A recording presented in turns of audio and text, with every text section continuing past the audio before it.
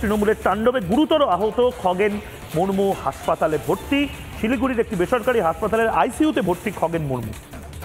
চোখের নিচের হাড় ভেঙেছে বিজেপি সাংসদের, এমনটাই অনুমান করা হচ্ছে। আমরা জানি ম্যাক্সিওফেশিয়াল রিজিয়ন অর্থাৎ মুখ এবং চোখের আশেপাশের যে অঞ্চলটি রয়েছে সেখানেই সবচেয়ে বেশি আঘাত দেখতে পাচ্ছেন।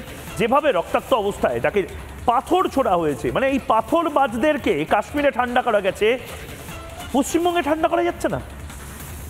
কলার বোন ও মাথার যে চোট সেটা গুরুতর। আমি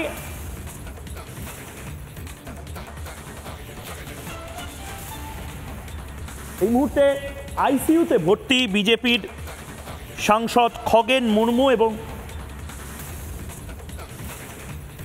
সোজাসুজি আমি চলে যাব রণজিতের কাছে। রণজিৎ, এই মুহূর্তে তুমি রয়েছো শিলিগুড়িতে, রয়েছো তুমি, লাগাতার কালকে থেকে কাভারেজ করে যাচ্ছ, আনইন্টারাপ্টেড ননস্টপ 40 ঘন্টার এই কাভারেজ তুমি করে যাচ্ছ।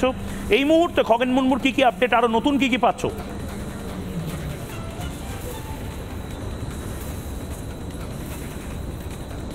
দেখো, নাগরাকাটা থেকে আক্রান্ত হওয়ার পর খগেন মুর্মু এবং শঙ্কর ঘোষ দুজনকে নিয়ে আসা হয়েছে শিলিগুড়ির বেসরকারি হাসপাতালে।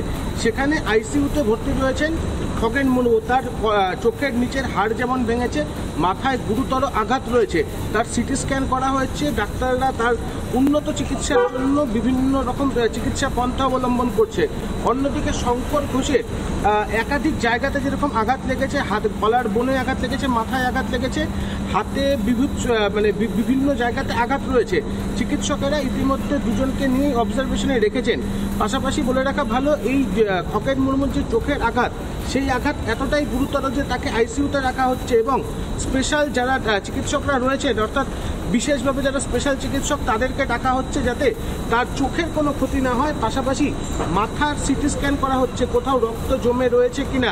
পাশাপাশি ট্রমাটাইজ হয়ে রয়েছেন খগেন মুর্মু, তার ট্রমা কাটানোর জন্য ট্রমা কেয়ার সেন্টারেও এর পরে নিয়ে যাওয়া হতে পারে, এমনটাই হাসপাতাল সূত্রের খবর আমাদের কাছে এসে পৌঁছাচ্ছে। নানা ধরনের কন্টেন্ট দেখার জন্য লাইক করুন, শেয়ার করুন আমাদের ফেসবুক পেজ, সাবস্ক্রাইব করুন আমাদের ইউটিউব চ্যানেল। পাশাপাশি অন্যান্য ব্রেকিং নিউজের জন্য অবশ্যই চোখ রাখুন রিপাবলিক বাংলায়।